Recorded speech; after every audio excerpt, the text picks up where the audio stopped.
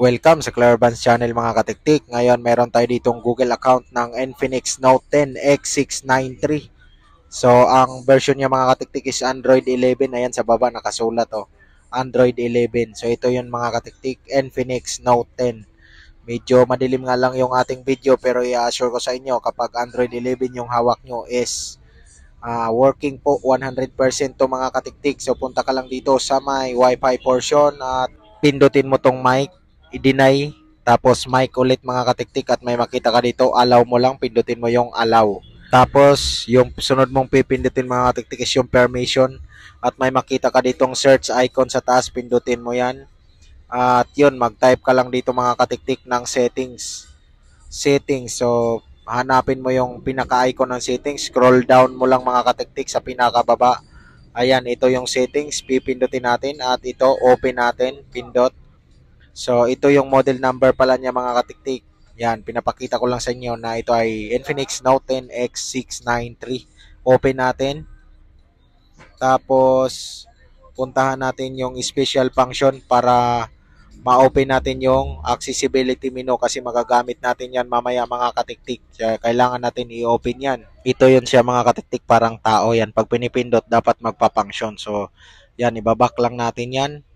At next natin gawin mga katiktik is puntahan yung app management. Try natin silipin kung kaya ba nating i-disable ang Google Play Services. Yan, so pasok lang tayo dito sa app settings. Yan, app settings at hanapin natin dito yung Google Play Services. Yan, ito. So, hindi po natin siya madi-disable. Ayan kung hindi mo talaga mapipindot kasi parang naka, siya mga katiktik, naka-hide. Hindi siya mapipindot. Kaya ang gagawin nyo, balik kayo dito at i-search nyo ang Xshare. So, i-type mo lang dito, Xshare. At pindutin mo yung mismong app kasi dalawa po yung lumalabas dyan. Itong app yung pipiliin mo at i-open ito. And then, i-agree mo lang ito mga katiktik. Allow while using yung pinakauna. Tapos next scroll na, slide natin mga katiktik, tapos pindutin natin tong next. Ayan, and then itong enter, tapos receive, pindutin natin yung receive. So make sure mga katiktik, allow natin lahat yan, allow. And then, kailangan natin dito ng isa pang cellphone. So, make sure na dito sa isang cellphone natin is naka-install na din yung Xshare na app na mada-download natin sa Google Play Services. Yan, ito, Xshare. At kailangan natin mag-transfer ng dalawang app, yung Google Account Manager 8910 at saka yung FRP Bypass. Yan, send natin. Yan, ito, APKs. Kasi na-download ko na to mga katiktik. So, kailangan nyo din mag-download ng app na ito. So, mada-download yung dalawang yan sa beanrom.net. Nandun yan. GAM8910 at saka yung FRP Bypass. Download nyo lang mga katiktik at yon, send natin at mag-create yan ng QR code. I-scan lang natin. So, antayin natin siya na mag-connect siya mga katiktik. Kusa na po yan. Hahayaan na lang natin yan mga katiktik na mag-connect ng kusa. So, yon.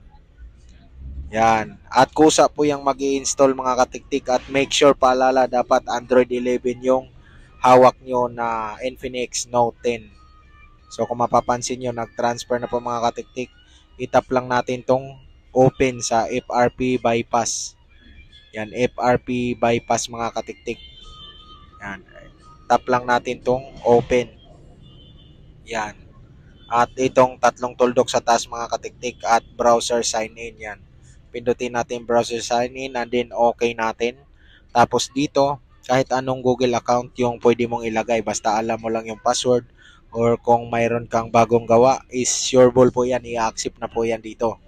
Pero panoorin mo tong buo mga katiktik na video para hindi ka mahirapan.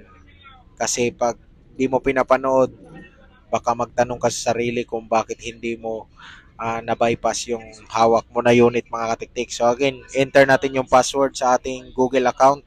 So pag na-enter mo na, i-tap mo lang yung next. Yan, next mo lang. Tapos, pwede mo siyang i-check mga katiktik. Babak natin, i-check natin kung naka-login ba talaga yung in-enter natin na Google account. So balik ka dito at i-type mo lang yung settings. Yan, katulad ng ginawa natin kanina. Yan, settings. Hanapin mo lang settings sa baba. Yan, settings and then open. So, punta lang tayo dito sa may accounts. titingnan natin kung nakapasok ba yung Google account. Ayan. So, nakapasok po siya mga katiktik. I-back mo na lang siya. Or pwede na rin i-restart mo agad mga katiktik. Ayan.